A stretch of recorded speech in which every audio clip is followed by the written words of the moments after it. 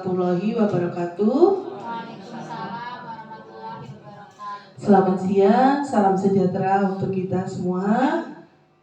Yang terhormat Bapak Kepala Sekolah SDN Ciracas 09 Pagi, Bapak Syafaat SPD MSI. Yang sama-sama kita hormati Bapak Wakil Kepala Sekolah, Bapak Suprayitno SPD, dan juga Bapak dan Ibu Guru SDN Ciracas 09 Pagi. Pertama-tama marilah kita panjatkan puji syukur kehadirat Allah Subhanahu wa taala yang telah melimpahkan rahmat serta karunia-Nya kepada kita semua, sehingga pada kesempatan yang berbahagia ini, pada siang hari ini, kita masih diberikan nikmat yang sangat luar biasa, yaitu nikmat sehat walafiat. Amin amin ya rabbal alamin. Salawat serta salam kita haturkan kepada junjungan kita Nabi besar Muhammad Sallallahu Alaihi Wasallam beserta sahabatnya. Semoga kelak di padang mahsyur kita mendapatkan syafaatnya. Amin amin ya rabbal alamin. Baik Bapak Ibu Guru yang saya hormati, sebelumnya saya ucapkan terima kasih atas kehadiran Bapak dan Ibu Guru untuk mengikuti kegiatan pada siang hari ini pada tugas saya sebagai calon guru penggerak angkatan ke-9 pada pengimbasan modul 1.4 tentang budaya positif. Perkenalkan, nama saya Budi Rahayu, calon guru penggerak angkatan 9 DKI Jakarta.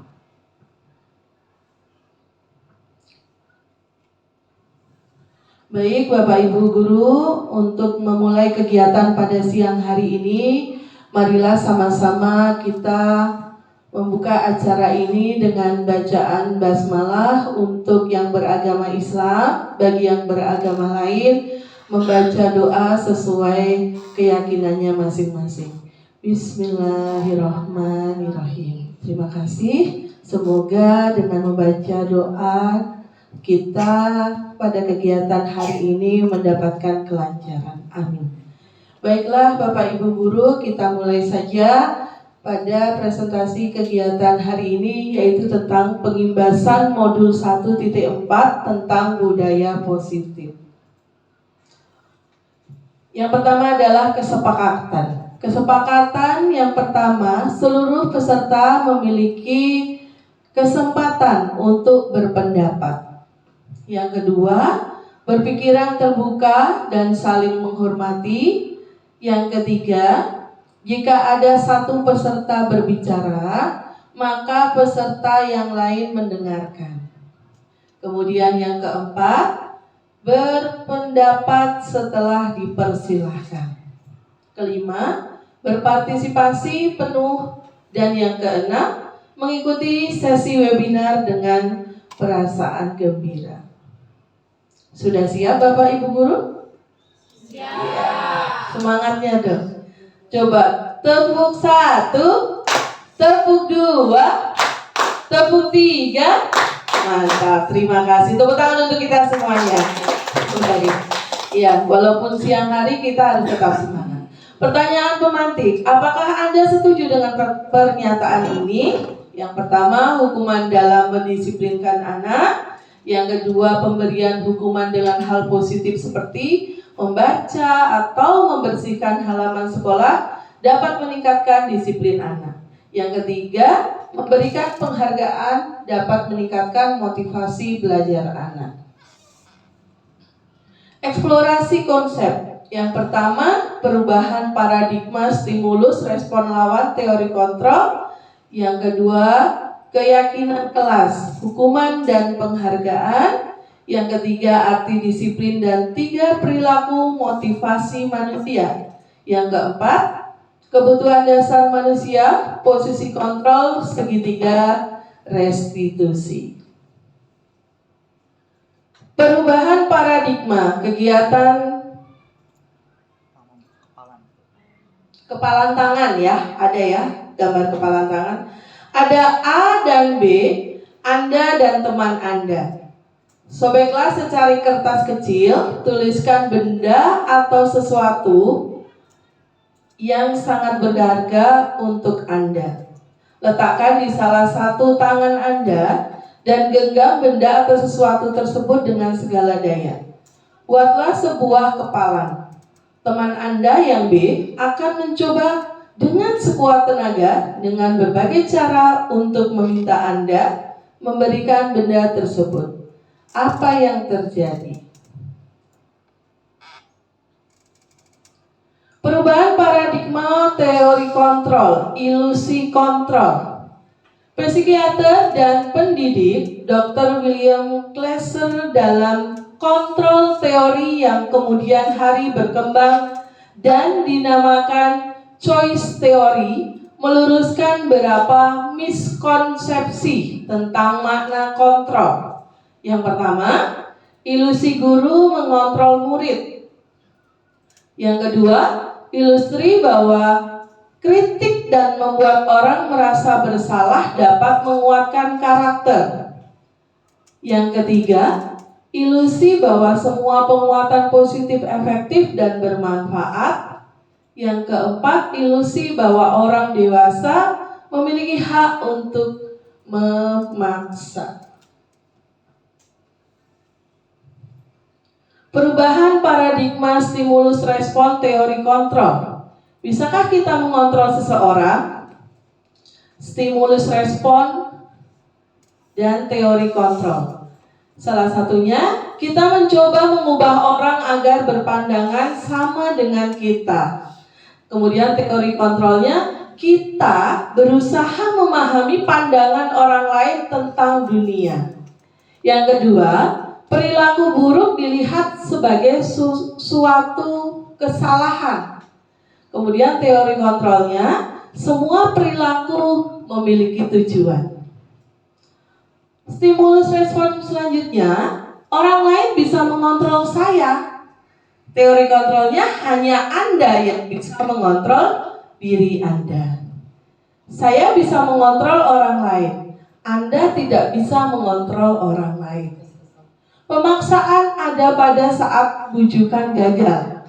Kolaborasi dan konsensus menciptakan pilihan-pilihan baru. Model berpikir menang atau kalah, model berpikir menang-menang. Apakah makna disiplin? Diane Golson dalam bukunya Restructuring School Discipline pada tahun 2001, Diane menyatakan bahwa arti dari kata disiplin berasal dari bahasa Latin, disciplin, yang artinya belajar. Kata disiplin juga berasal dari akar kata yang sama dengan disciple atau murid atau pengikut. Disiplin diri dapat membuat seseorang menggali potensinya menuju kepada sebuah tujuan mulia, sesuatu yang dihargai dan bermakna. Namun dalam budaya kita, makna kata disiplin dimaknai menjadi sesuatu yang dilakukan seseorang pada orang lain untuk mendapatkan kepatuhan. Kita cenderung menghubungkan kata disiplin dengan ketidaknyamanan. Nilai-nilai kebajikan universal. Nilai-nilai kebajikan adalah sifat-sifat positif manusia yang merupakan tujuan mulia yang ingin dicapai setiap individu. Nilai-nilai tersebut bersifat universal, lintas agama, suku, bangsa, dan ras. Dengan mengaitkan nilai-nilai kebajikan yang diyakini seseorang, maka motivasi intrinsiknya akan terbangun sehingga menggerakkan motivasi dari dalam untuk dapat mencapai tujuan mulia yang diinginkan. Diane Golson, 1998. Nilai-nilai kebajikan yang ingin dicapai oleh setiap anak Indonesia kita kenal dengan profil pelajar Pancasila. Teori motivasi perilaku manusia. Yang pertama, untuk menghindari ketidaknyamanan hukuman, apa yang akan terjadi apabila saya tidak melakukannya? Motivasi eksternal. Kemudian motivasi eksternalnya untuk mendapatkan imbalan dari orang lain atau institusi. Apa yang akan saya dapatkan apabila saya melakukannya? Yang ketiga, untuk menghargai diri sendiri menjadi insan sesuai harapan kita. Saya akan menjadi orang yang seperti apabila saya melakukannya. Motivasi internal, tujuan disiplin positif. Nah, kemudian ada keyakinan kelas. Ada hukuman dan ada penghargaan. Mengapa tidak peraturan saja? Mengapa harus keyakinan kelas? Nah, mengapa kita memiliki peraturan harus menggunakan helm bila mengendarai kendaraan roda? Titik-titik. Mengapa kita harus membuang sampah di tempat sampah?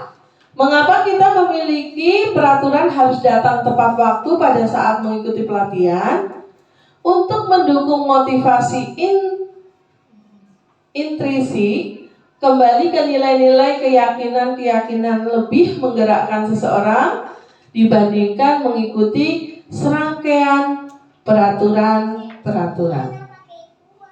Nah, budaya positif didukung oleh lingkungan positif, keyakinan kelas, kemudian kesepakatan kelas.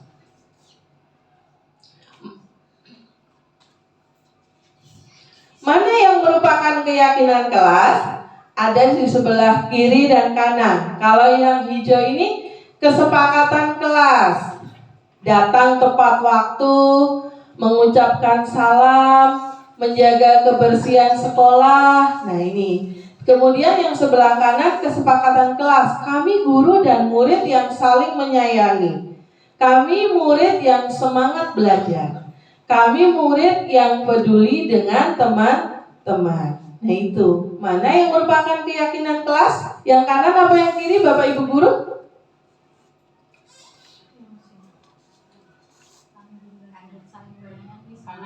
Saling menyayangi, semangat. Nah betul. Tepuk tangan dong untuk Bapak Ibu guru. Berarti masih on ya, masih semangat. Baik. Nah, ini ada peraturan dan keyakinan kelas, nilai kebajikan yang dituju. Selalu kembalikan buku ke tempatnya. Nah, kira-kira keyakinan kelas atau nilai kebajikan yang dituju apa, Bu? Selalu kembalikan buku ke tempatnya. Disiplin, boleh. Selain disiplin, ya boleh. Nah, dilarang mengganggu orang lain. Hadir di sekolah 15 menit sebelum pembelajaran dimulai. Dilarang melakukan kekerasan. Dilarang menggunakan narkoba. Bergantian atau menunggu giliran. Gunakan masker, jangan berlari di kelas atau koridor. Kita lihat. Nah, selalu kembalikan buku ke tempatnya. Keyakinan kelas, nilai kebajikan yang dituju adalah tanggung jawab. Dilarang mengganggu orang lain ini menghormati orang lain dan diri sendiri. Hadir di sekolah 15 menit sebelum pembelajaran dimulai. Ini termasuk menghormati orang lain, komitmen pada tujuan atau berkomitmen. Dilarang melakukan kekerasan. Ini keselamatan atau menghormati orang lain. Dilarang menggunakan narkoba, kesehatan. Bergantian atau menunggu giliran, menghormati orang lain, kesabaran. Gunakan masker, kesehatan dan keselamatan. Jangan berlari di tempat atau di kelas atau koridor, keselamatan, keamanan.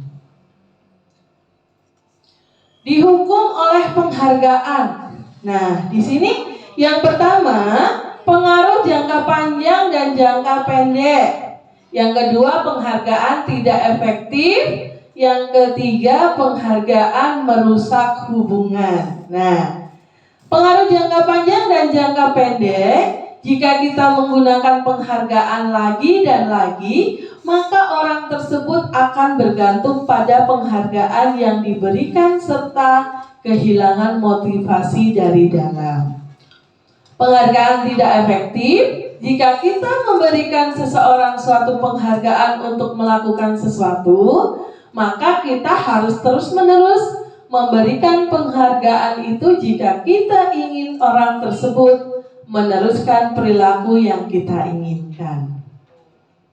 Penghargaan merusak hubungan. Nah, ketika seorang diberi penghargaan atau dipuji di depan orang banyak, maka yang lain akan merasa iri dan sebagian dari mereka akan tidak menyukai orang diberikan penghargaan tersebut.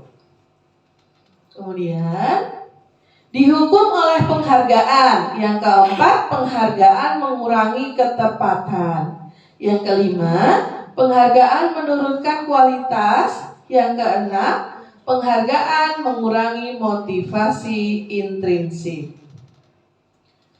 Saat kita berulang kali menjanjikan hadiah kepada anak-anak agar perilaku bertanggung jawab, atau kepada seorang murid agar mempelajari sesuatu yang baru, atau kepada seorang karyawan agar melakukan pekerjaan yang berkualitas, kita sedang berasumsi mereka tidak dapat melakukannya atau mereka tidak akan memilih untuk melakukannya.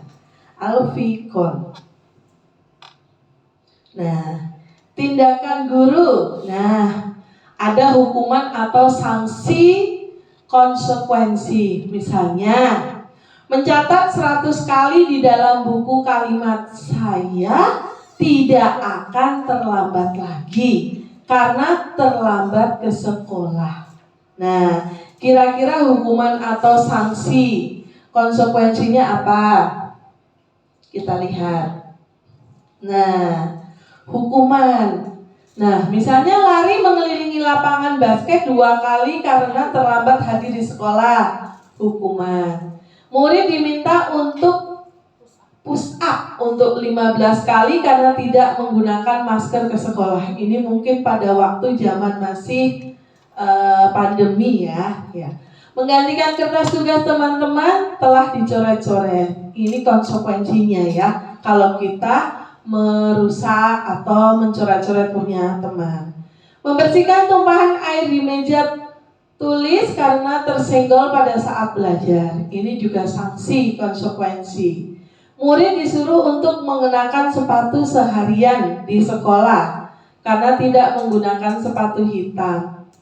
Nah, lari mengelilingi lapangan basket 2 kali karena terlambat 10 menit untuk pelajaran PJOK. Ini sanksi dan konsekuensi. Nah, perbedaan hukuman dan sanksi konsekuensi antara hukuman dan konsekuensi, hukuman ini sesuatu yang menyakitkan, harus terjadi. Sedangkan sanksi konsekuensi sesuatu yang harus terjadi. Hukuman membuat anak sakit secara fisik maupun hati untuk jangka waktu lama. Kemudian kalau sanksi membuat anak merasa tidak nyaman dalam jangka waktu pendek. Hukuman anak membenci kedisiplinan. Kalau sanksi anak menghargai disiplin. Hukuman sifatnya paksaan. Kalau sanksi konsekuensi, stimulus dan tanggapan. Hukuman mendorong anak menyakiti diri sendiri. Sanksi mendorong anak agar mudah menyesuaikan diri. Konsep diri yang buruk, kalau sanksi konsep diri yang baik. Hukuman anak belajar untuk menyembunyikan kesalahan. Sedangkan sanksi konsekuensi, anak belajar untuk mematuhi peraturan. Hukuman marah dan rasa bersalah. Dipermalukan, merasa tak dihargai. Kemudian sanksi konsekuensi itu kehilangan hak, dibuat tidak nyaman, diasingkan untuk sementara. Time out. Nah, identitas gagal hukuman, identitas sukses, disiplin, konsekuensi, restitusi. Sesuatu yang menyakitkan harus terjadi, ini hukuman. Konsekuensinya sesuatu harus terjadi. Restitusinya, restitusi merupakan pilihan. Tidak nyaman untuk murid dan anak untuk jangka waktu panjang, hukuman. Konsekuensi tidak nyaman untuk murid, anak untuk jangka waktu pendek. Restitusinya menguatkan untuk murid, anak dalam jangka waktu panjang. Korban mendapatkan keadilan, ini hukuman. Korban bisa diabaikan. Restitusi, korban mendapatkan ganti. Nah, murid dan anak akan tersakiti seperti tadi hukuman. Nah, konsekuensi ini murid anak dibuat tidak nyaman. Murid dan anak mendapatkan penguatan. Perilaku pasif agresif meningkat pada hukuman. Pada konsekuensi, penguatan hanya bertahan dalam jangka waktu pendek. Restitusi, masalah terpecahkan. Pada hukuman, sistem tidak akan berjalan bila murid tidak takut. Pada konsekuensi, memerlukan monitoring dan supervisi terus-menerus dari guru. Restitusi, murid belajar bertanggung jawab untuk perilakunya. Untuk hukuman berlaku hanya pada sebuah institusi, tidak berlanjut pada kehidupan nyata. Konsekuensi, membantu penerapan mengikuti peraturan dalam masyarakat. Restitusi fokus pada pemecahan masalah dalam jangka waktu panjang. Sedangkan hukuman, peraturan adalah titik-titik kamu harus. Nah, kalau konsekuensi, apa peraturan? Peraturannya, mampukah kamu melakukannya? Terima kasih. Kemudian restitusi, apa yang kamu yakini? Apa yang bisa kamu lakukan untuk memperbaiki masalah ini? Kemudian hukuman, murid anak membenci peraturan. Konsekuensi, murid anak menghormati peraturan. Restitusinya, murid anak menghormati dirinya dan orang lain. Kalau hukuman itu negatif, konsekuensi netral, restitusi itu positif. Nah, Bapak Ibu guru, kebutuhan dasar manusia, ya, ada cinta kasih, rasa memiliki dan dimiliki. Yang kedua penguasaan, yang ketiga kesenangan, yang keempat kebebasan, yang kelima bertahan. Ini adalah kebutuhan dasar manusia. Nah, 5 posisi kontrol. Ada motivasi, identitas gagal atau kontrol dari luar. Ada identitas berhasil sukses. Ada identitas berhasil sukses. Kontrol diri, kalau yang tadi kontrol dari luar. Ada penghukum, ada pembuat orang merasa bersalah, ada teman, ada pemantau, ada manajer. Ini adalah posisi guru. Guru berbuat. Nah, di sini guru berbuat, ini menghardik, ya, sebagai penghukum ini guru menghardik, menunjuk-nunjuk, menyakiti, menyindir. Nah, ini tidak tepat kalau guru seperti itu. Nah, sedangkan posisi pembuat orang merasa bersalah, berceramah dan mengatakan seharusnya, ibu kecewa. Nah, itu kalau posisinya sebagai teman, membuatkan alasan-alasan untuk muridnya. Sebagai pemantau, menghitung dan mengukur. Sebagai manajer, mengajukan pertanyaan-pertanyaan. Nah, kemudian guru berkata, bila sebagai penghukum, Kalau kamu tidak melakukannya, awas ya, rasakan. Nah, itu sebagai penghukum. Apabila pembuat orang merasa bersalah, kamu seharusnya, kamu sudah tahu ibu lelah sekali mengatakannya. Ibu stres. Nah, kalau sebagai teman, ayolah lakukan demi ibu. Masa kamu tidak mau? Ingat tidak ibu pernah bantu? Nah, kalau sebagai pemantau, apa peraturannya? Nah, kemudian sebagai manajer, apa yang kita yakini, apa yang kita bisa kau kerjakan untuk memperbaiki masalah ini. Nah, kemudian hasil, memberontak, menyalahkan orang lain, berbohong. Nah, ini sifatnya penghukum. Menyembunyikan, menyangkal, berbohong. Ini membuat orang merasa bersalah. Teman, ketergantungan. Pemantau, menyesuaikan diri bila diawasi. Sebagai manajer, menguatkan pribadi.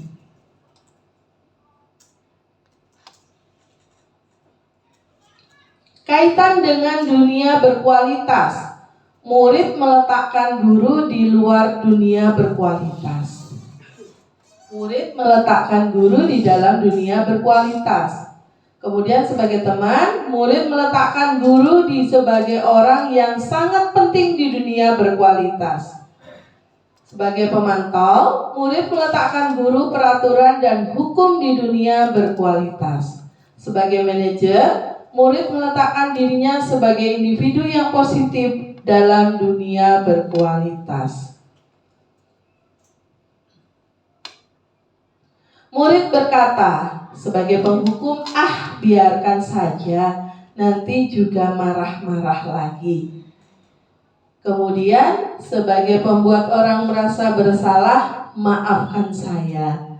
Sebagai teman, saya pikir Bapak Ibu teman saya. Ternyata begitu. Kemudian sebagai pemantau, berapa banyak bintang yang saya harus peroleh, berapa halaman yang harus saya tulis. Nah, kemudian sebagai manajer, bagaimana caranya saya bisa memperbaiki keadaan. Dampak pada murid, mengulangi kesalahan. Membuat orang merasa bersalah, merasa rendah diri. Teman, lemah, tidak mandiri, bergantung. Pemantau, menitik beratkan pada sanksi atau hadiah untuk dirinya. Kemudian manajer, mengevaluasi diri, bagaimana cara memperbaiki diri. Baik, di sini ada pernyataan-pernyataan dan siapa yang mengatakan? Nah, saya kecewa sekali dengan kamu. Nah, kira-kira siapa yang mengatakan? Kamu tidak pernah benar melakukannya. Ayolah, lakukan demi ibu bapak. Apakah kamu mau mendapatkan stiker bintang hari ini? Bagaimana kamu bisa menyelesaikan masalah ini? Kamu selalu yang paling terakhir. Nah, kita lihat siapa yang mengatakan seperti itu. Nah, saya kecewa sekali dengan kamu. Ini pembuat orang yang merasa bersalah. Kamu tidak pernah benar melakukannya. Ini seolah-olah ini anak ini merasa salah terus. Jadi sebagai penghukum ya. Ayolah lakukan demi ibu bapak. Nah, itu sifatnya teman. Seperti nego ya. Apakah kamu mau mendapatkan stiker bintang hari ini? Pemantau. Bagaimana kamu bisa menyelesaikan masalah ini? Ini manajer. Kamu selalu yang paling terakhir. Ini juga sifatnya penghukum. Selanjutnya kita akan berbicara tentang restitusi. Apa itu restitusi? Restitusi adalah proses menciptakan kondisi bagi murid untuk memperbaiki kesalahan mereka sehingga mereka bisa kembali pada kelompok mereka dengan karakter yang lebih kuat. Gosen tahun 2004. 9 ciri restitusi. Yang pertama, bukan untuk menebus kesalahan, namun untuk belajar dari kesalahan. Yang kedua, memperbaiki hubungan. Yang ketiga, tawaran bukan paksaan. Yang keempat, restitusi menuntun untuk melihat ke dalam diri. Yang kelima, restitusi mencari kebutuhan dasar yang mendasari tindakan. Yang keenam, restitusi diri adalah cara yang paling baik. Ketujuh, restitusi fokus pada karakter bukan tindakan. Yang kedelapan, restitusi fokus pada solusi. Yang kesembilan, restitusi mengembalikan murid yang berbuat salah pada kelompoknya. Nah, ini segitiga restitusi. Ada validasi tindakan yang salah, menanyakan keyakinan, menstabilkan identitas. Nah, kamu tentu punya alasan mengapa melakukan itu. Adakah cara yang lebih efektif untuk mendapatkan apa yang kamu butuhkan? Keyakinan kelas apa yang telah kita sepakati? Kamu ingin menjadi orang yang seperti apa? Setiap orang pasti pernah melakukan kesalahan. Kamu bukan satu-satunya yang pernah melakukan ini. Terima kasih. Mungkin dari saya cukup sekian tentang pembahasan budaya positif. Mungkin dari Bapak Ibu guru yang sudah menyimak dari awal sampai akhir pada pemaparan saya ini, mungkin ada yang akan memberikan masukan, silahkan.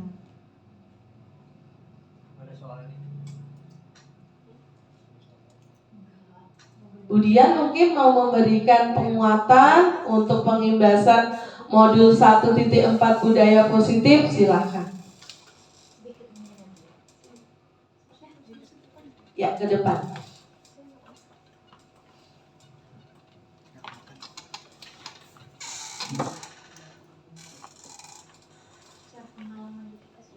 Ya, bercerita tentang pengalaman yang pernah Ibu alami. Mungkin memperkenalkan diri, Bu Dia.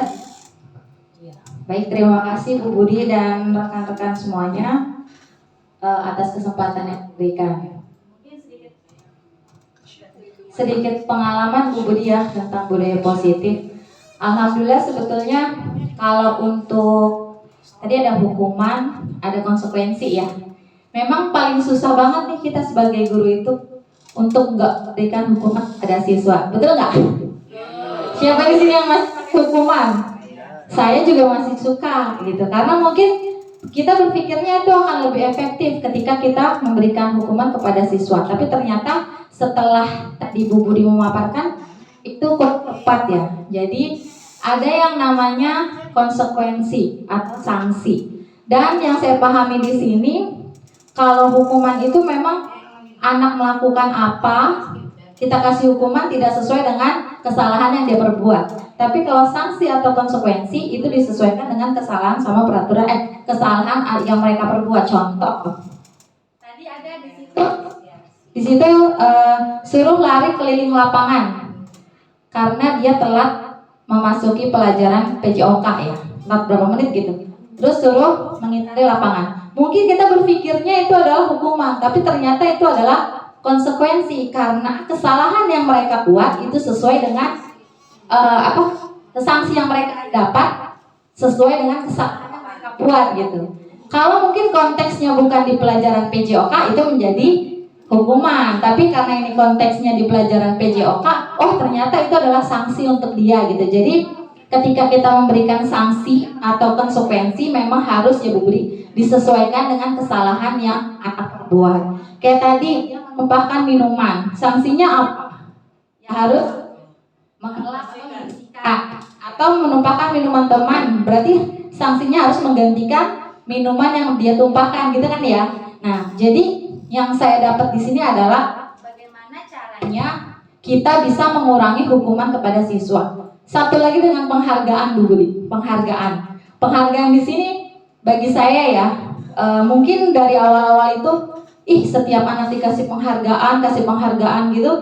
Memang awalnya bagus untuk anak ya, Tapi ketika kita terus-terusan memberikan penghargaan, itu malah jadi mereka berpikirnya, dia terus yang dapat penghargaan, Bu gurunya cuma fokus sama si satu anak ini doang. Jadi kita malas untuk kompetisi jadinya si anak gitu. Jadi ternyata penghargaan itu ada plus minusnya. Itu yang saya dapat dari yang Bu Budi sampaikan tadi gitu. Jadi benar ya, sebagai guru itu Bu Budi, kita harus bisa memahami karakteristik anak juga. Terus kalau misalnya kita memberikan sanksi atau hukuman, dilihat juga jadinya kesalahan dari si anak itu bagaimana. Mungkin itu bukti. Terima kasih atas kesempatannya. Terima kasih untuk Bu Dian. Kasih aplaus dong teman-teman. Luar biasa. Mungkin mau ada yang menambahkan lagi? Ibu Ica? Silakan, nggak apa-apa, monggo. Silakan. Ayo, Ibu Rizky, silakan memberikan sedikit penguatan untuk budaya positif yang tadi saya sampaikan. Silakan, Bu Rizky.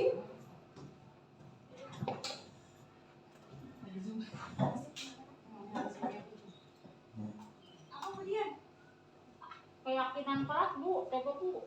Oh iya. Ya, baik. Perkenalkan diri ya Bu Budi ya. Nama saya Rizky Arlini. Saya guru penggerak angkatan kelima sama dengan Bu Dian tadi. Mungkin ada penguatan ya. Mungkin teman-teman masih belum familiar mungkin dengan istilah keyakinan kelas ya. Nah, jadi yang kita ketahui adalah tentang peraturan kelas. Misalnya, jadi apa sih? Bagaimana kita mau ke disiplin positif? Apakah menggunakan peraturan kelas atau keyakinan kelas? Nah, di sini dalam modul 1.4 budaya positif ini, untuk mengembangkan budaya positif di sekolah, itu kita merujuknya kepada keyakinan kelas. Di mana pertama gini, apa bedanya peraturan dengan keyakinan? Kalau peraturan misalnya gini Bapak Ibu,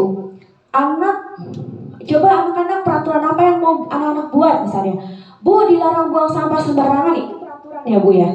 Oke, tulis kita catat dulu deh pendapat anak. Oh, dilarang membuang sampah sembarangan. Apalagi ayo yang biasanya yang kita tidak boleh lakukan seperti itu ya. Misalnya getok-getok meja Bu. Oh iya, menggetok-getok meja. Apalagi coba kira-kira kita mau buat peraturan kelas apa lagi? Oh, dilarang buang bekas rautan misalnya ke meja. Nah, itu termasuk peraturan yang kita buat. Apakah begitu Bapak Ibu ya? Ya, seperti itu. Atau membuang sampah di laci. Nah, itu merupakan peraturan. Tapi kalau kita merujuk ke budaya positif, bagaimana penguatan anak itu secara untuk menimbulkan motivasi intrinsik. Jadi motivasi itu dari dalam. Bukan karena takut akan peraturan, tapi kita membentuk keyakinan, kalau membuang sampah itu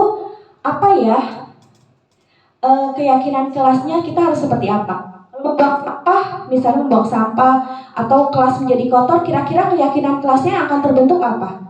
Kita harus menjaga kebersihan. Jadi keyakinan yang kita berikan kepada anak itu, yang agar terpatri di anak itu, jangan buang sampah ya, bukan seperti itu. Tapi anak-anak, kita harus menjaga kebersihan kelas ya. Jadi menggunakan kalimat yang positif ya. Keyakinan kelas itu kuncinya adalah kalau jangan, tidak boleh, itu merupakan kalimat negatif. Jadi kita ganti dengan keyakinan kelas ini biasanya diawali dengan kalimat yang positif. Anak-anak keyakinan kelasnya kita harus menjaga kebersihan kelas. Getok-getok atau mukul temannya, gimana nih? Jadi suasananya kan tidak boleh getok-getok, tidak boleh mukul teman, itu kan kalimat negatif. Bisa kita ganti kira-kira apa kalimat positifnya? kita harus menjaga kenyamanan kelas misalnya. Nah, kita tulis deh tuh di keyakinan kelas, kita harus menjaga kenyamanan kelas. Jadi keyakinan-keyakinan itu yang kita tanamkan ke diri anak dengan kalimat positif, diharapkan anak itu nanti, nah kembali lagi akan timbul budaya positif di lingkungan kelasnya dan berimbas nanti di lingkungan sekolah. Mungkin itu aja Bu Budi tambahan dari saya. Terima kasih. Wassalamualaikum warahmatullahi wabarakatuh. Waalaikumsalam warahmatullahi wabarakatuh. Kasih plus dong dengan Bu Rizky Ali ini. Tentunya Bapak Ibu guru jadi makin terbuka ya wawasannya tentang budaya positif ini. Tentunya demi kenyamanan dan kelancaran kegiatan belajar mengajar di SD tercinta kita, SD Ciracas 09. Mungkin ada tambahan lagi? Bu Halimah? Boleh? Bu Puji? Bu Sumini, Bu Warsina, cukup. Bu Intan, Pak Supra. Nah, mau ada tambahan? Bu Dameria, Ibu Ica, Pak Satrio. Baik, terima kasih. Mungkin pada kesempatan yang berbahagia ini sedikit tambahan tentang pengimbasan budaya positif, dan alhamdulillah kemarin kelas saya sudah menerapkan tentang kesepakatan kelas, dan ini alhamdulillah sudah dilakukan dengan paralelnya. Saya sebagai kelas 1B dan kelas 1A juga sudah melaksanakan tentang kesepakatan kelas ya Bu Halimah ya. Alhamdulillah apapun kegiatannya untuk kelas 1 ini kita selalu bersama-sama. Apapun yang akan kita lakukan kita selalu bersama. Jadi intinya saya sudah menerapkan tentang budaya positif ini pada anak-anak kelas 1 SD tentang kesepakatan kelas, dan alhamdulillah mereka menuliskan dengan penuh rasa percaya diri dan sudah dipajang di kelas. Alhamdulillah. Semoga nanti di kelas-kelas berikutnya akan diterapkan tentang budaya positif. Terima kasih untuk semua Bapak Ibu guru yang telah mengikuti kegiatan pada siang hari ini. Kurang lebihnya dari saya mohon maaf. Saya akhiri, wabillahi taufiq wal hidayah. Wassalamualaikum warahmatullahi wabarakatuh. Tepuk tangan untuk kita semua, untuk SD tercinta kita lebih maju lagi. Terima kasih.